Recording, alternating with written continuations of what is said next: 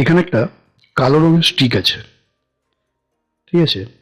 এই দিকটা কালো আর এর পিছন দিকটা হচ্ছে কালো।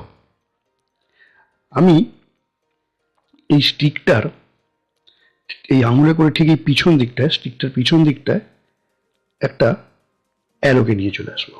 দেখুন এই যে অ্যারোর মুখটা কোন দিকে আছে?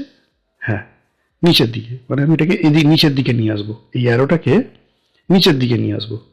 দেখুন 1 2, দেখুন অ্যারোটা নিচের দিকে চলে এসছে। তাহলে অ্যারোটার মুখটা এখন কোন দিকে আছে? নিচের দিকে আছে। আবার যদি করি, দেখুন অ্যারোটা আবার নিচের দিকে চলে এসছে। এবার অ্যারোটাকে আমি উপর দিকে কি করে নিয়ে যাবো? কেন ওদিকে তো স্টিক শেষ, এটাকে নিচে নামাবো। দেখুন এটা আবার নিচে নেমে আসে। এইবার এই অ্যারোটাকে আমি আবার উপরে তুলবো, এইভাবে স্ন্যাপ করি, দেখুন অ্যারোটা আবার ওপর দিকে উঠে যায়।